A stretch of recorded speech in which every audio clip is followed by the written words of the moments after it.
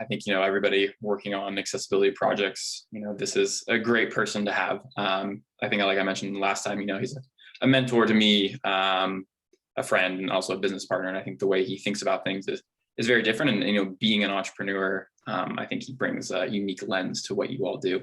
So I hope you enjoy what he has to say. And from here, I'll leave it to Hoby to chat with you for the next half hour or so. Well, Shane, thank you so much. And normally I'd say, how's everybody doing? And here's some audio feedback, but here on Zoom, we can't really do that. So I'll say, how's everybody doing? And I'll just imagine y'all saying good. That's what we do on Zoom. Anyway, it's a real honor to be here. And Shane is totally a friend of mine, a colleague of mine, and someone who I respect tremendously. And he's actually been kind enough to bring me into the Western community and just really educate me on the amazing programs that you guys offer. And thank you, Meg, as well, for the opportunity. I really appreciate it. I just basically, I think I want to talk to you a little bit about my background and kind of what I've done and some of the work that we've done over the past years. And then just share a little bit of, how I sort of use this idea of diversity, equity, inclusion, and accessibility, or said in a different way, idea in the work that I do, and how it's important to me, and how by making one thing available and accessible to one group, we're really helping so many other people out. So I was born completely blind. And, it's interesting being blind in a sighted world. You have to think differently. You really have to have a strong working memory. And what do I mean by that? Well, in computer terms, we have flash memory and we have RAM memory. RAM is the working memory. Flash is where we kind of store stuff that we're not necessarily using. And what I've found about a blind guy, especially traveling independently in a sighted world, is you have to keep a lot going on in your head, in your working memory. And I guarantee this will relate back to entrepreneurship and accessibility in the end. And I'll explain why in just a few minutes. I ended up really having a passion for understanding how things work and loving how things fit together. And I think Shane and I really share that passion, him being an industrial designer and me being kind of a weird mutt of careers, including being a chemist and now an entrepreneur and that sort of thing. I remember when I was 4 years old, it was April 27th or 8th of 1994. Or 1992. I gotta get my dates right. And I have a weird thing for dates. I remember exact days that things happen. I don't know why, but bear with me. I'm sorry about that. I was standing at the kitchen tap. It was a sunny day, and I turned it on to get a glass of water. And I'd done this 100 plus times before, but I never really thought about where is the water coming from to get into my house? How is there pressurized water coming from the city into my house? And that led me on a whole exploration and a whole journey of asking tons of questions and really trying to figure out how the world worked around me. And, it led me to a field trip down to the Water Resources Department in the town of Petaluma, California, where I grew up and where I boomeranged back to from college now. So I've always loved understanding how things worked. And I've had a very supportive set of parents who really encourage me to ask as many questions as I can. And have driven that curiosity for my entire life and my entire upbringing. So I'm eternally grateful for them for saying, hey, it's not a problem that we have a blind child. Let's treat him as a normal person who just happens to be blind. And that mindset is really everything. You hear me come back to mindset, sort of tied all together with mindset. I've always had the heart of a teacher, and not in the sense of wanting to know more than other people. And it's never been the sort of know-it-all mentality. No, really what it's been for me, having the heart of a teacher has really meant loving to explain things to people and get people excited about things that maybe they weren't previously excited about or weren't previously thinking about. So educating that way is just so inspiring and so much fun for me, and always has been. So like many of us, I found my career, what I thought was my career of choice, by falling in love with with chemistry in high school. Had an amazing instructor. And when you have that really good instructor, it's like, oh man, you love the subject. She was skeptical at first as to how a blind guy was going to be able to study chemistry, and then became a true ally and supporter very shortly into my tenure with her, and supported me going on and studying chemistry as an undergraduate and then eventually a graduate student. So to make a long story short, I Ended up in undergraduate program at University of California, Davis, studying organic chemistry. Really loved it, and I just wanted to teach. And I was a chemist, and I was a nerd, and I knew that if you wanted to teach at the college or university level, you probably have to go to graduate school. But not knowing how graduate school would necessarily work for me as a chemist, I also got a degree in United States history because I was like, well, that's interesting too. And teaching history might be easier than teaching chemistry. But I ended up finding an amazing mentor and advisor who, in the graduate group, the chemistry graduate group, is a computational chemist. So I ended up studying chemistry under his mentorship computationally. Now, his name is Dean Tantilla, by the way. My dream was, once I figured out that I was going to be able to go to graduate school in chemistry, was to teach chemistry and to teach general freshman chemistry. Like, I know some of you may have had to take chemistry classes and say, oh man, chemistry, it's not fun, this, that, and the other. And I was the guy who wanted to make the students who didn't like chemistry, who were taking it as a prerequisite, who walk into that lecture hall on a Monday morning at 8 a.m. after an intense weekend of partying. The last place you want to be is chem class.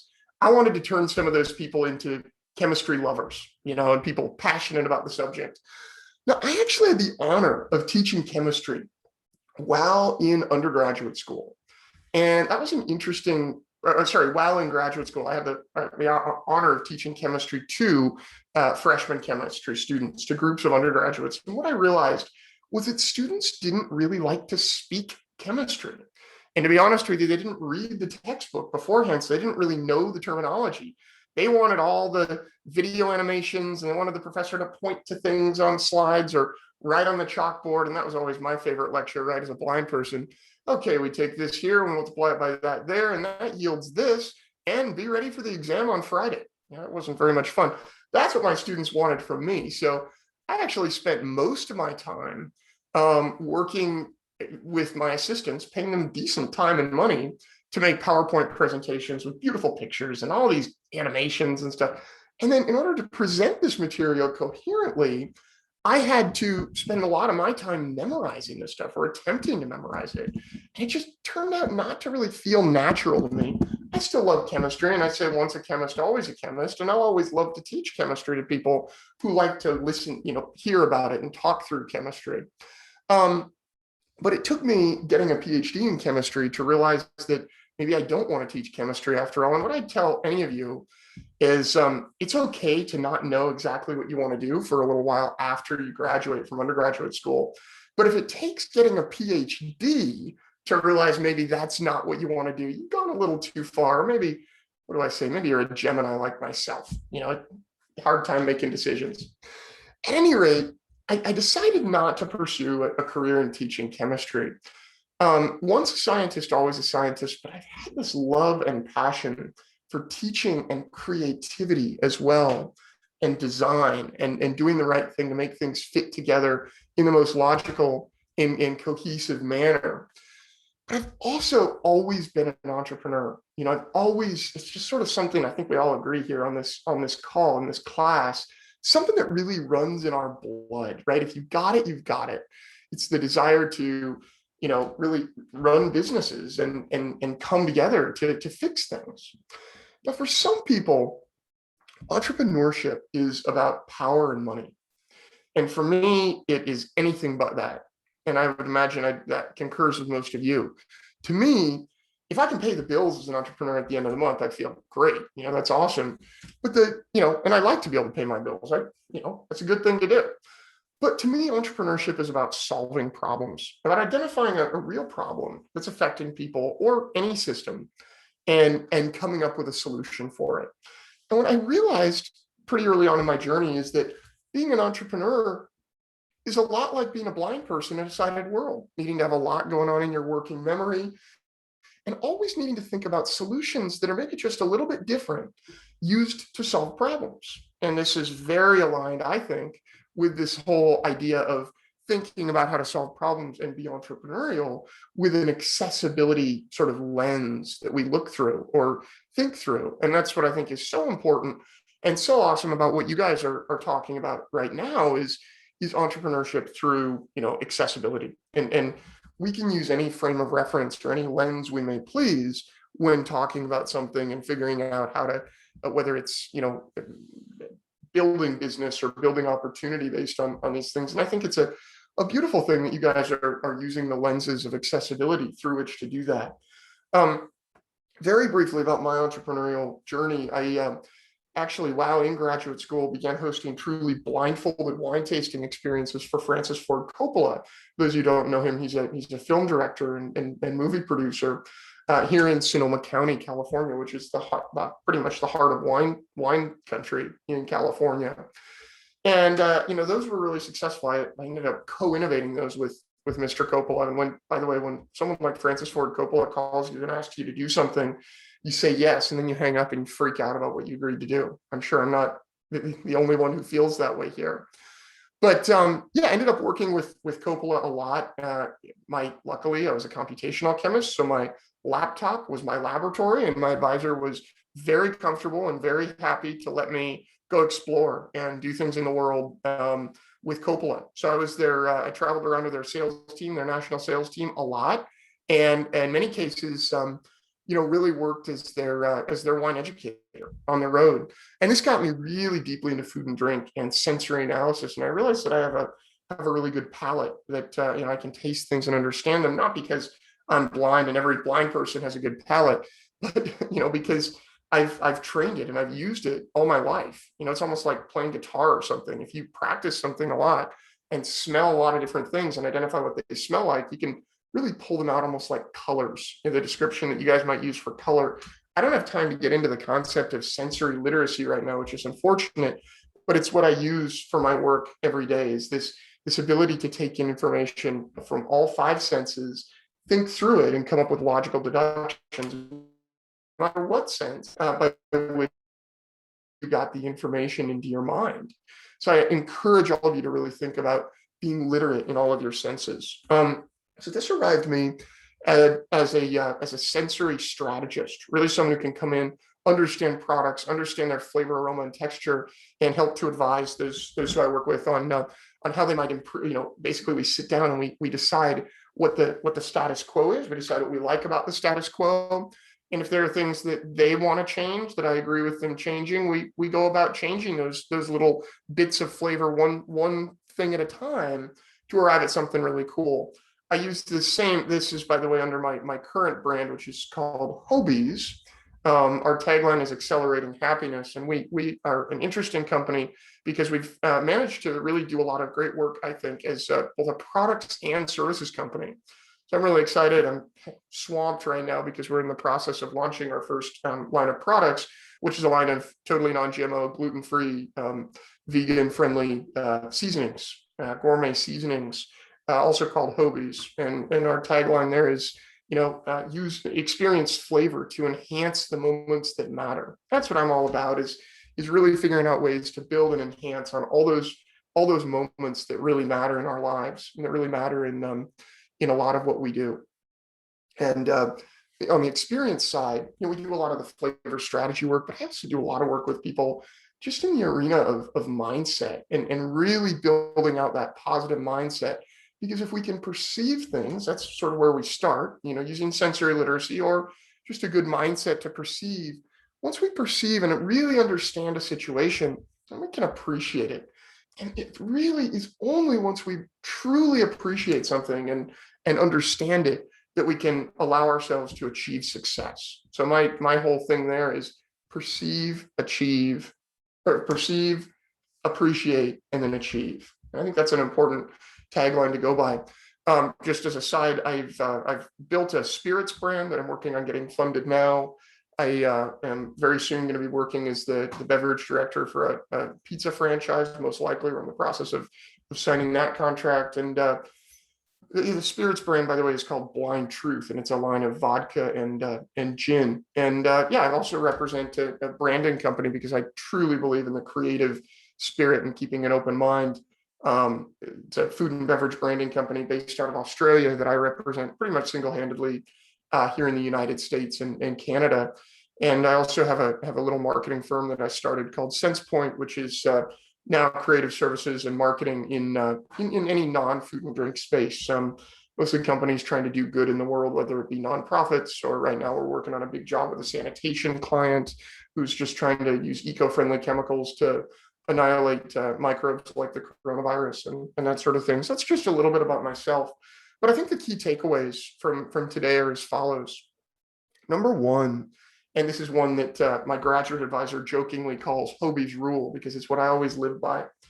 I never like to do anything that we think in the long run is just going to help me. So while in graduate school, I'd say my whole goal was to make graduate school accessible to me and to do the hardcore chemistry research. So I'd say about 35% was getting a project and figuring out, okay, how are we going to make this accessible? And then, 65% was saying, okay, now we figured out how to make it accessible. Let's do the hardcore chemistry. One of the things that we used there was 3D printing. I would take the molecules that I'd run calculations on and print them in 3D and be able to feel them. And we developed a code in collaboration with some folks over in Europe, actually, that allowed us to annotate those models with Braille labels.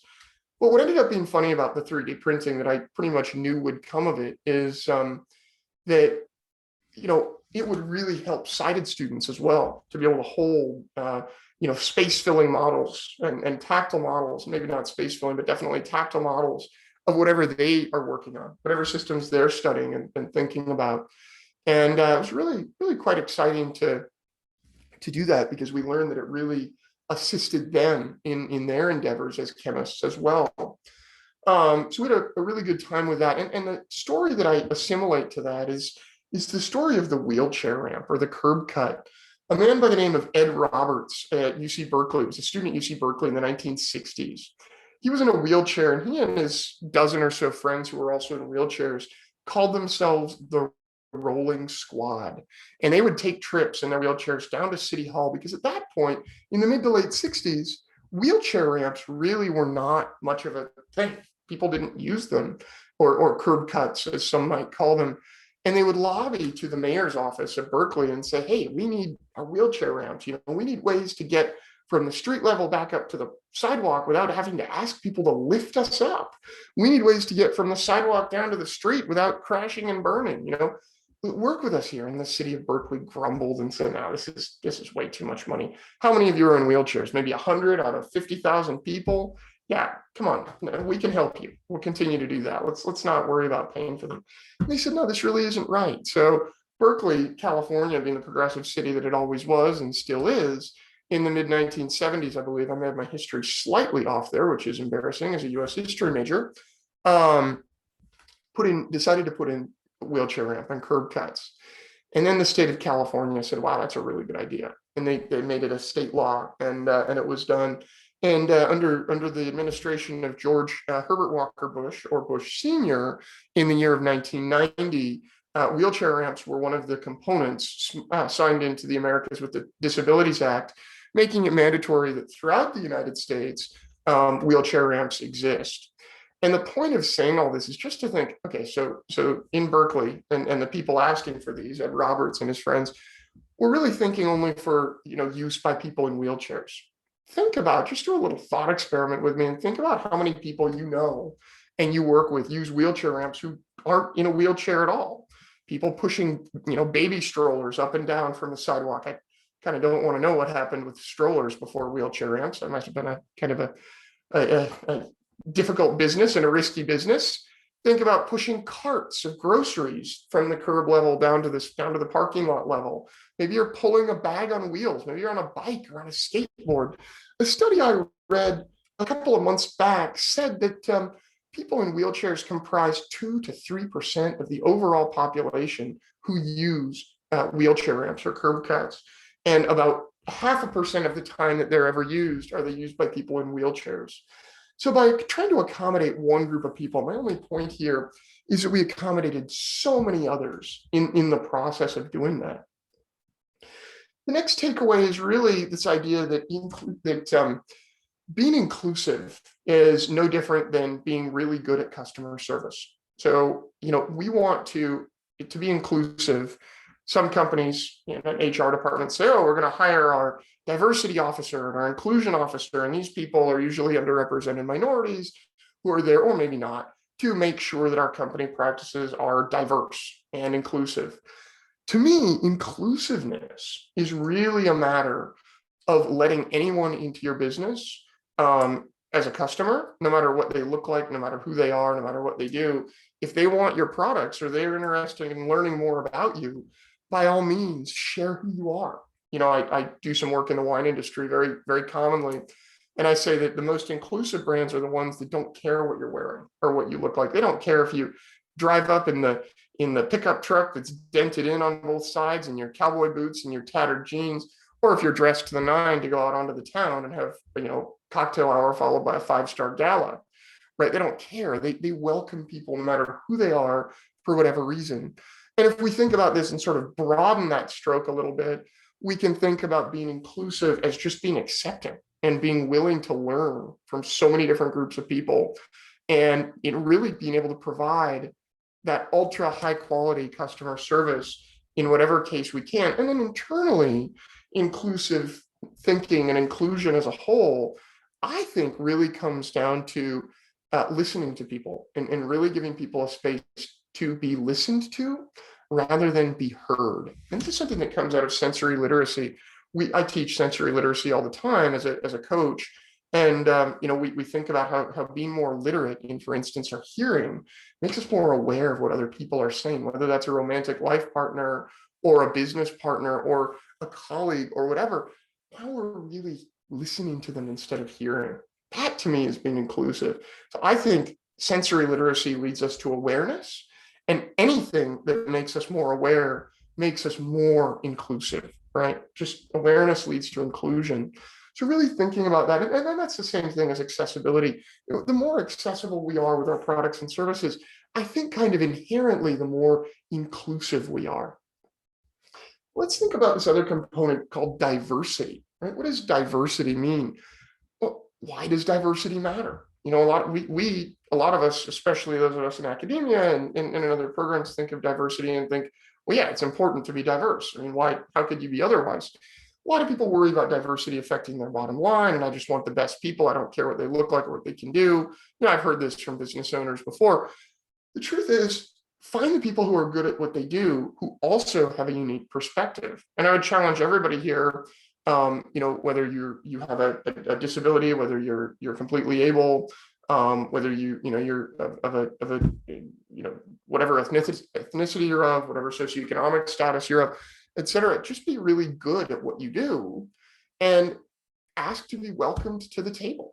And I think that the true diverse way of thinking is that the more opinions and the more perspectives we bring to a table to solve a problem and think about business and think about the way things are happening, the easier it's going to be to really digest everything and come to a broader, probably more well thought out solution to problem.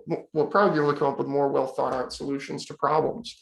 If you have a bunch of white males, executive males who are between ages 40 and 65, sitting at a table making decisions, frankly, they bring maybe some unique perspectives, but it's all a pretty generally similar perspective. When we bring people of different abilities and we bring people of different colors and races and ethnicities, people of different socioeconomic backgrounds, and even people who just come from different parts of the country or the world, we're able to have a much more eclectic group that's going to come up with much more innovative, in my opinion, much more innovative solutions, which for business owners are going to increase their bottom line and help them really gain more revenue and more profits overall. And that's how I argue in many ways for diversity, equity, and inclusion in the workplace. And I think it's such an important thing to go with in many ways. And I'll close with the following, and then I want to open it up for just a few questions and answers. Unfortunately, I've got to Zoom over to another going to talk at a conference this evening starting at 5 Pacific time, and I've got to do an audio check. But I'm trademarking a phrase right now, and that phrase is the following: it is not what it looks like. So, of course, humor me in using a wine analogy, because that is a big part of my industry and my background and my upbringing. It's not what it looks like. What do we mean by that? If I have a bunch of wine, say 10 wine glasses sitting on a table of different colors, some white wine, some are lighter than others, some red wine, some are really dark, some are really light, and then some rosé or blush wine in the middle. And I said, tell me about all these wines. Analyze them, understand them, tell me where they're from, and describe some of what you experience with them. you couldn't look down the line of those wines. You couldn't possibly look at them and give me all the descriptors you need. Now you need to get up close and personal with those wines, smell them, taste them, think about them, connect with them. And the same philosophy, I think, is true with people and with anything that might happen in a business. You might look at someone and judge them because you think they're a certain way based on what they look like. But I guarantee you, so much more often than not, they're going to be completely different, and you will be able to learn more from them than maybe they would be able to learn from you. So don't just look at anybody and think that you understand them and not approach them. Always approach people with an attitude that you want to learn from them, you want to grow from them and understand what they have to share as well.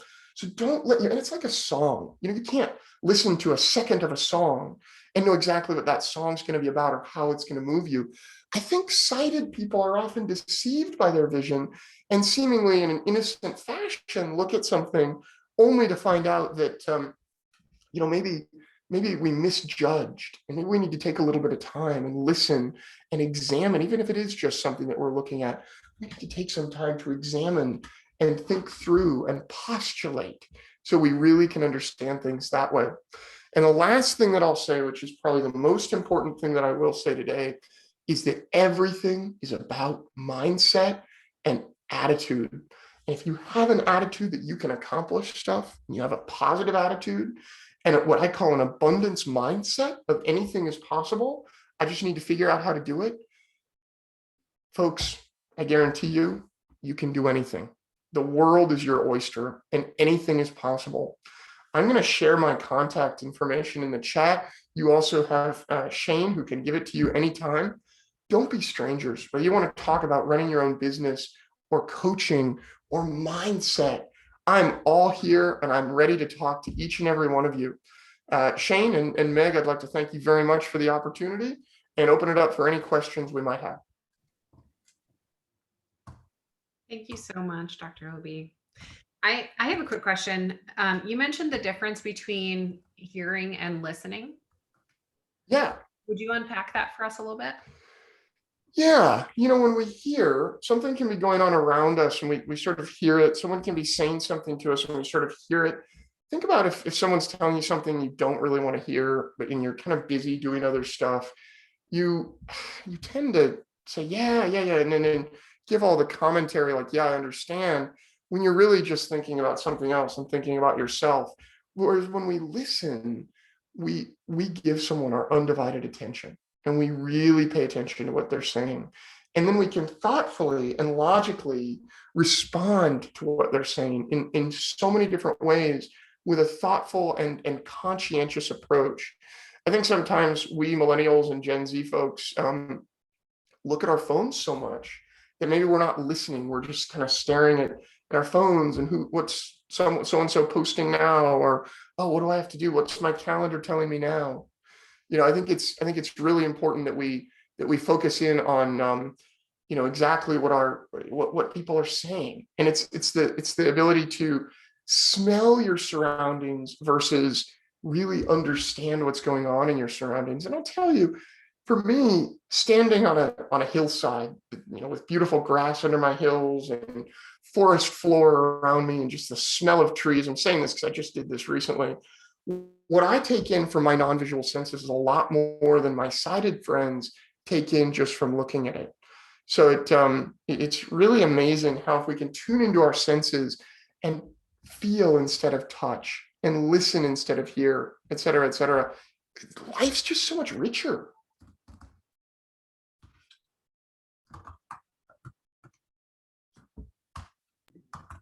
Thank you. Anyone else? Questions?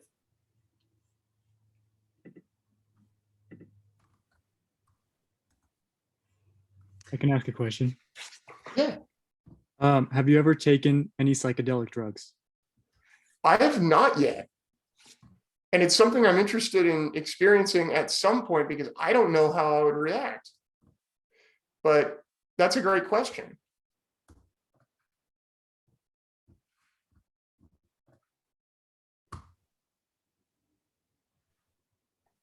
I'm just putting my contact details here in the chat so you can see them. Sasha, I'm going to say your comment out loud, which was what an amazing thing to be able to celebrate with you, Dr. Hoby, you sharing your story about your multifaceted entrepreneurial journey. So thank you for Hey, that. Zosha, do you want to stack on at all to that? Yeah, sure. It's really nice to meet you, by the way. good to meet you as well. I just thought while you were telling your story about all the things you're doing at once, I was like, that is such an entrepreneurial mindset. Like you found your It's passion. crazy. It's called crazy. It's okay. Well, then I guess everyone in this class is a little bit crazy. But I was like, wow, he found his passion. He really likes exploring his senses. And then you just went out and you decided, I'm going to start this business and this business and this business, and I'm just going to dive into what I love. And I just really appreciated you telling that story. Thank you so much. And what was your name again? My name is Zosha. Sosha. Thanks, Sosha. I really appreciate it. And every one of you, don't be strangers. Get in touch. That's my abundance mindset. I want to talk to everybody. I just do. Shane, my friend, thank you very much for the invitation. I can't thank you enough. Yeah, of course. It's great having you. A lot of fun. Guys, have a great one. Shane, let's just debrief a little bit, maybe on the phone tonight. Yeah, sounds good.